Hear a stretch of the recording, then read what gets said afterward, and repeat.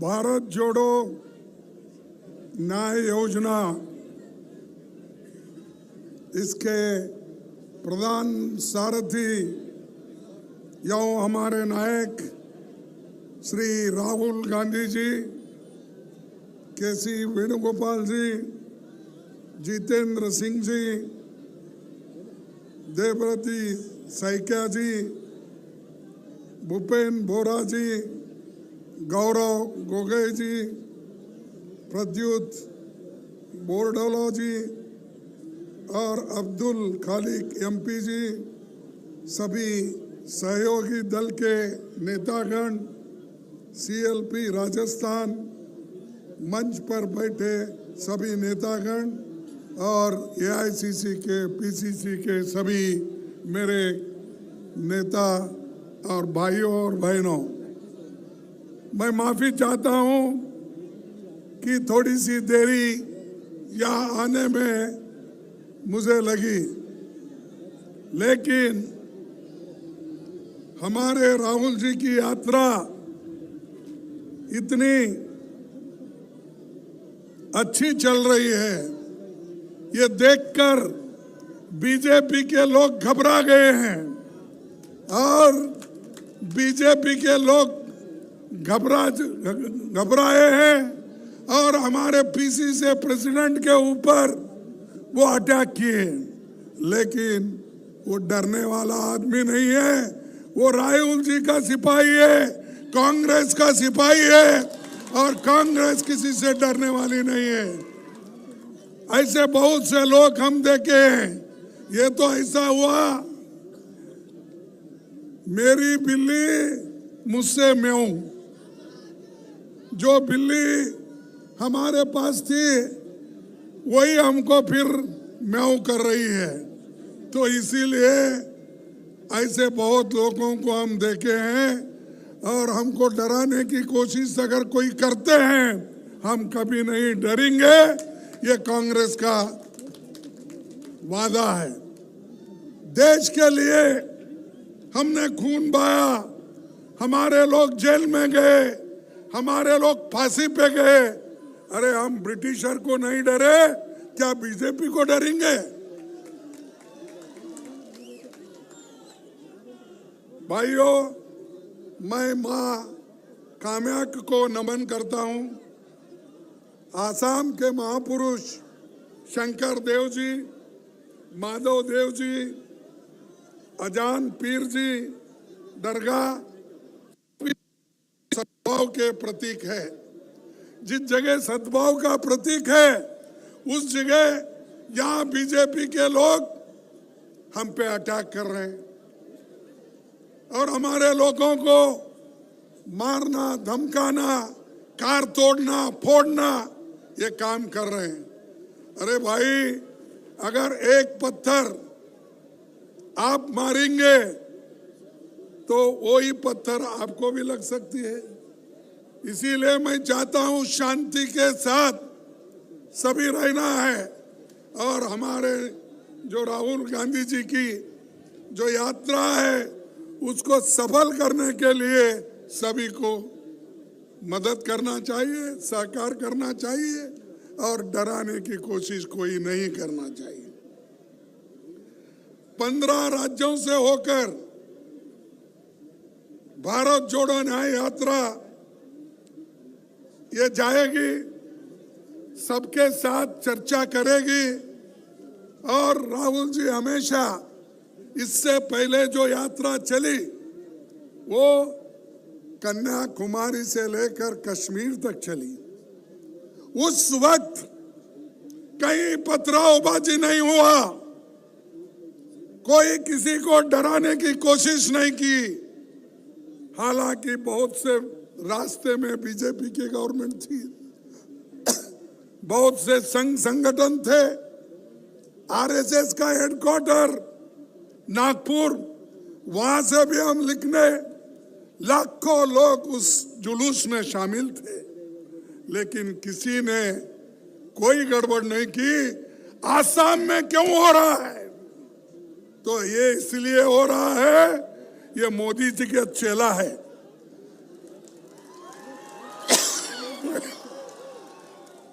ये शाह कैसा बोलते हैं वैसा सुनता है।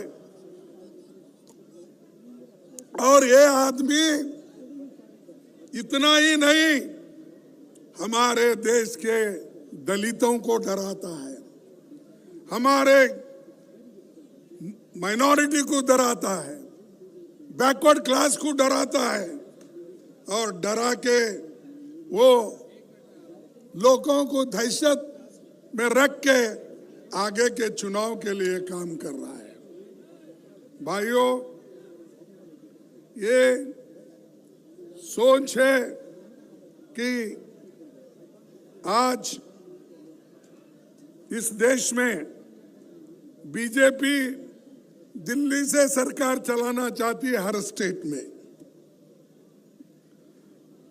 हमारा देश तो विविधता में एकता की जगह एक देश, एक देश, एक भाषा, एक लीडर, एक चुनाव, एक विचारधारा को देश पर थोपना चाहते हैं आरएसएस और बीजेपी। और उनका चेला ये है, अगर आप क्या चाहते हैं, इस देश में डेमोक्रेसी हो या ना हो? डेमोक्रेसी होना चाहिए ना, उसको जिंदा रखना चाहिए ना, संविधान को हम जिंदा रखना चाहिए ना। जब हमको जिंदा रखना है, हमको लड़ना होगा। सिर्फ अब जो हमारे अध्यक्ष के नाक से खून निकला, अरे खून जो आज एक हमारे सिपाही का आपने लिया, ये अच्छा नहीं किया आपने। आप अपने आप को ये नीचा दिखा रहे हैं। अगर ऐसा नीचा दिखाते गए तो इस देश में टॉलरेंस कहाँ है? अरे हमारा देश का संविधान ये कहता है, liberty, equality, fraternity and tolerance. जब ये चीज है, यहाँ तो टॉलरेंस ही नहीं है।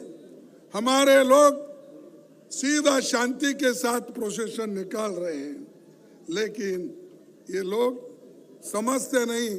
इस देश में पंडित जवाहरलाल नेहरू जी इतने बड़े बड़े कारखाने बनाए, डैम बनाए, और आज तो ये आसाम ये राइस बॉल बन गया है। और इसीलिए आज खुशहाली के तरफ आसाम आज चल रहा है। क्या ये सब मोदी के जमाने में हुए? बड़े डैम मोदी के जमाने में हुए। IT, AIIMS, IIM, public sector, ये क्या मोदी के जमाने में हुए? ये सब कांग्रेस के जमाने में नेहरू जी ने बनाया, इंदिरा गांधी जी ने बनाया। और इसीलिए तो भारत की आर्थिक स्थिति मजबूत हो गई। नेहरू जी कहते थे, आजादी के बाद हमने जो तीर्थ यात्रा शुरू की थी, उसका मकसद था कि स्वतंत्र भारत में जो बच्चा पैदा हो वो हमेशा स्वतंत्र रहे और अपना सिर ऊंचा रखकर प्रगति और समृद्धि की दिशा में बढ़ने का पूरा मौका पाए। ये विचार जवाहरलाल नेहरू जी का, उसीलिए वो कहते थे आजादी के बाद हमने तीर्थ यात्रा निकाली, इसीलिए निकाली पब्लिक सेक्टर्स बनाने के लिए, डैम बनाने के लिए, एग्रीकल्चर प्रोडक्शन के लिए। ये काम हमने किया। इनकी तीर्थ यात्रा क्या हो रही है? मोदी जी सब छोड़ के, अरे आपको हुकूमत करने के लिए दिल्ली में बिठाए हैं, गरीबों का जो दुख दर्द समझने के लिए आपको वहां बिठाए, लेकिन आप तो मंदिर मंदिर फिर रहे। अरे आप मंदिर मंदिर फिरना, अपने घर में पूजा करो ना। घर में पूजा नहीं कर सकते क्या? रोज ऐसा ही फिरते रहते हो? कभी तमिलनाडु, हाँ मैं समझ गया। मेरे को कोई आज सुबह बोल रहे थे वो दक्षिण में बहुत दौरा कर रहे हैं, इसीलिए दौरा कर रहे हैं कि उधर थोड़ा धूप है, ठीक है, इधर बहुत ठंडी है, तो ठंडी में वो जाना नहीं चाहते, उसीलिए उधर दक्षिण में फिरते फिरते फिरते कल वो यहाँ रात में आएंगे, वो राम की दर्शन लेकर राम मंदिर में घुसेंगे। तो मुझे रामदेव मिले थे, कौन हमारे एयरपोर्ट पे अपने योगी बाबा रामदेव, हाँ बाबा रामदेव मिले थे। मैं पूछा रामदेव जी आप तो खुश होंगे? बोला क्यों? बोले नहीं, आपने तो योगा के क्लास लेकर उनको सब ट्रेनिंग देकर हर एक कैंप में 50,000, 20,000, 25,000, 1,00,000 तक लोगों को जमा करके मोदी का गुणगान गाए। लेकिन आप बाहर हैं, मोदी अंदर है। मोदी राम मंदिर में है, रामदेव बाहर है। जो लोग इनको बिठाए कुर्सी पे वो सब बाहर है। कैबिनेट मिनिस्टर्स बाहर है, बड़े लोग बाहर है, सारे लोग अंदर। कौन है? सिर्फ वो अकेले हैं। तो ये जो है मोदी ये चाहते हैं कि वो अकेली ही हुकूमत भी करे, वो अकेली ही पूजा करे, वो अकेले ही भगवान को मनवा ले। और आगे ये निशानी कह की है तो मैं ये करूंगा, कहूंगा ये तो हिटलर की निशानी है। अगर आप अकेले ही सब कुछ करते हो फिर दूसरों से क्यों वोट मांगते हो? दूसरों को क्यों डराते हो? तो भाइयों, ये मोदी जी जो कर रहे हैं और उनके चेले जो कर रहे हैं, ये देश के लिए ठीक नहीं है, हमारे डेमोक्रेसी के लिए ठीक नहीं है और संविधान के लिए ठीक नहीं। नेहरू जी आसाम नॉर्थ ईस्ट को विकास करने के लिए उन्होंने यहाँ पर राज्य का स्टेटस दिया, चाहे वो नागालैंड हो। उसके बाद में इंदिरा गांधी, राजीव गांधी जी ने छोटे छोटे राज्य बनाए, वो सब कांग्रेस के जमाने में बने। क्या मोदी जी और हेमंत के जमाने में बने? हाँ नहीं, तो ये सब बना के हम दिए। और वो बोलते हैं कि बीजेपी बहुत काम करी। अरे भैया, हम जुमा आप 3 साल हो गए क्या? 3-4 साल हो गए और हमारे पास से निकल के वहां सीधा गए और चीफ मिनिस्टर बनते ही कांग्रेस को गालियां देने शुरू कर। अरे जहां पैदा हो गए हो, जिस माँ की दूध पिए है कांग्रेस की, उस माँ को आप ठुकरा देते हो, गालियां देते हो। हम डरने वाले नहीं हैं। तो इसलिए उनको ये कहना चाहिए, ज्यादा अगर बात करे तो लोग उनको जहां भेजना है वहीं भेजेंगे, वो फिर रास्ते पे आएंगे। आज क्या हुआ कि हेमंत जी के ऊपर इतने केस है। सब परसों तो उनके भ्रष्टाचार के बारे में राहुल गांधी जी बताए और मैं भी बताऊंगा, क्योंकि मेरे पास लंबी लिस्ट है। अगर ये बताते जाऊंगा तो भाषण इसी में चले जाएंगे। तो इसीलिए इतने चार्जेस उनके ऊपर, बहुत से केसेस उनके ऊपर, ये रहते हुए भी उन्होंने, मोदी जी ने, शाह ने अपने तरफ लिया और जितने एलिगेशन उनके ऊपर थे वो सब बंद हो गए। अरे जो आदमी करप्ट था आप बोलते थे, उसके खिलाफ भाषण करते थे, लेकिन उसी को आप जब गोद में उठा लिए वो क्लीन हो गया। वॉशिंग मशीन में डाले, जिसको कलंक था, वो कलंकित था, उस कलंकित आदमी को वॉशिंग मशीन में डालने के बाद उसको क्लीन हो गया, उनके पास जाके अच्छा हो गया। अब जब तक हमारे पास था उसको गालियां देते रहे। तो ये है बीजेपी की नीति और ये है हेमंत की नीति। इसीलिए आपको होशियार रहना चाहिए। आप लोग इतनी आज ये चली है हवा कि हर जगह भगवान के नाम पे लूट रहे हैं। राम नाम जपना, पराय माल अपना।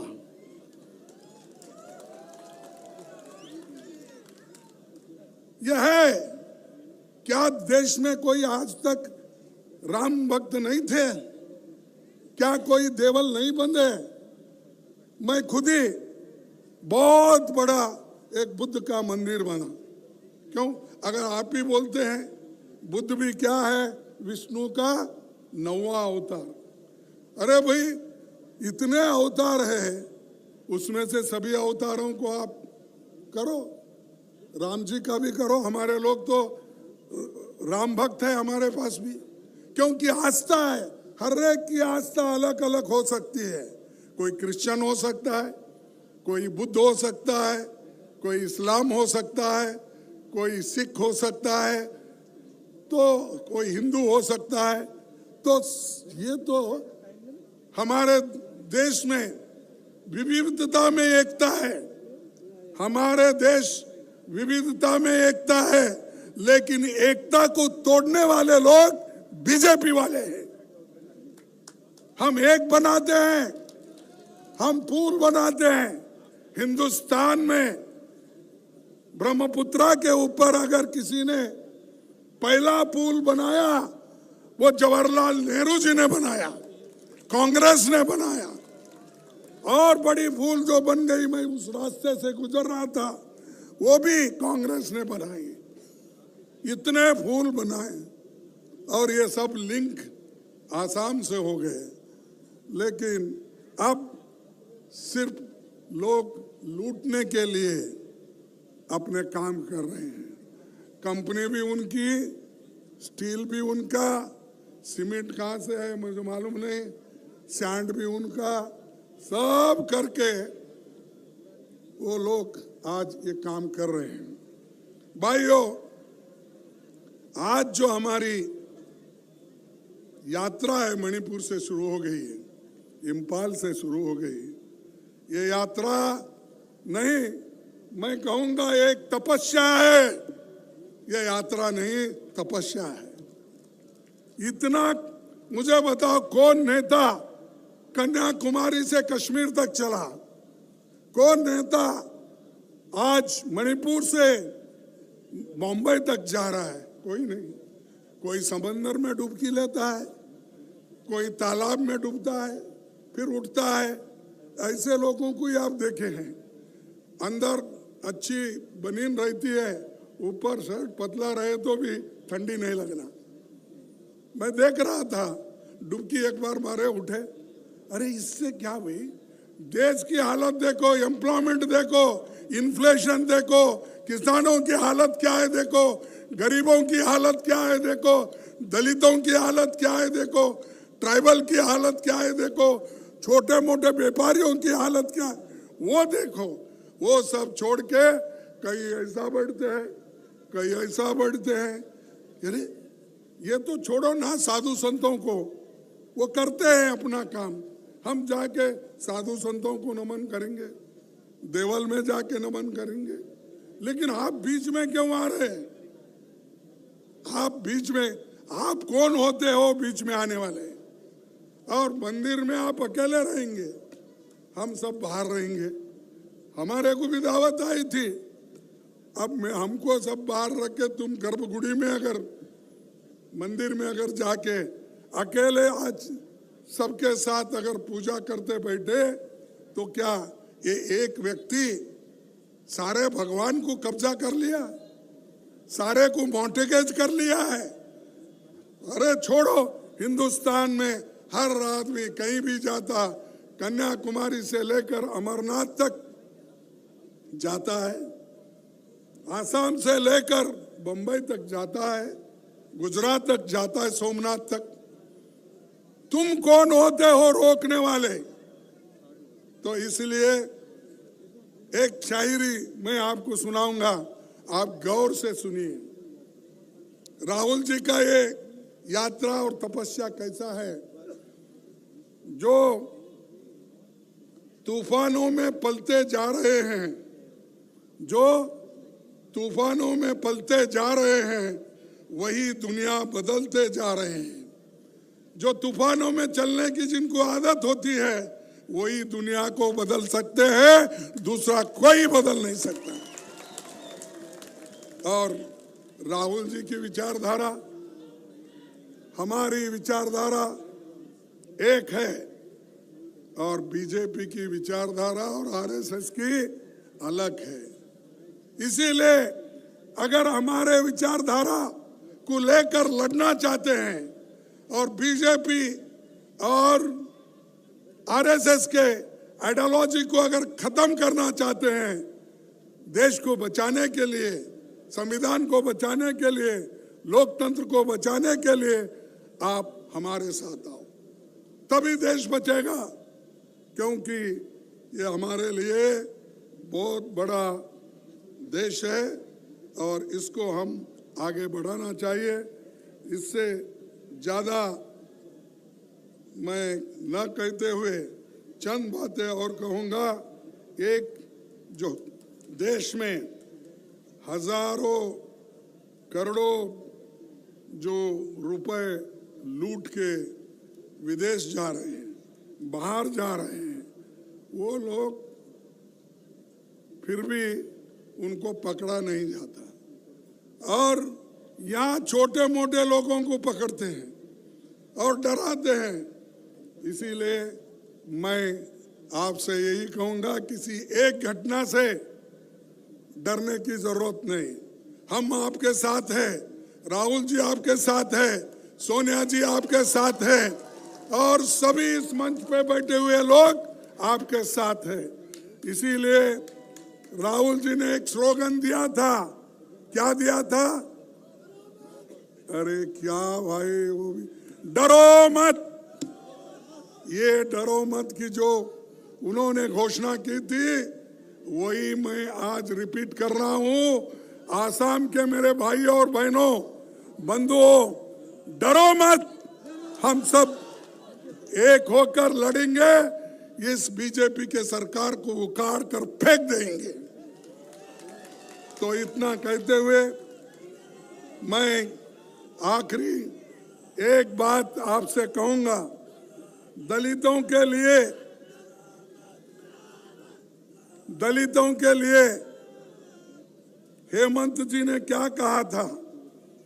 हेमंत जी ने कहा था, मेरे को संस्कृत उतनी अच्छी नहीं आती, चुप थोड़ा सा पढ़ लेता हूं, लेकिन हेमंत विश्वास शर्मा एक ट्वीट किए थे। क्या ट्वीट किए थे? कि भाई ये इंग्लिश में मैं पढ़ता हूं, संस्कृत का उतना अच्छा उच्चार नहीं आएगा, इसीलिए उन्होंने कहा था, agriculture, dairy farming and commerce are the natural works for those with the qualities of Vaishyas. Serving through work is the natural duty for those with the qualities of Shudras. यानी दलित समाज, शूद्र समाज हमेशा हेमंत की सेवा करना, क्योंकि वो ब्राह्मण में आते हैं, और वैश्य की सेवा करना और क्षत्रिय की सेवा करना, ये दलितों का काम है। उन्होंने ही कहा, ये मेरे पास उनका कोट है कि यही था, कृषि गौरक्ष वाणिज्यम वैश्य कर्म स्वभावजम परिचरणात्मक कर्म शूद्र स्थापी स्वभावजम। यानी ये उन्होंने संस्कृत में करके लोगों को बेवकूफ बनाया। अरे हम सुपीरियर है, हेमंत मैं सुपीरियर हूं बोल रहा है, और दलित का काम उनके पास काम करने का, उनके नीचे काम करने का। क्या दलित ये चाहते हैं? अगर आप गुलामी चाहते हो तो बीजेपी को वोट दो।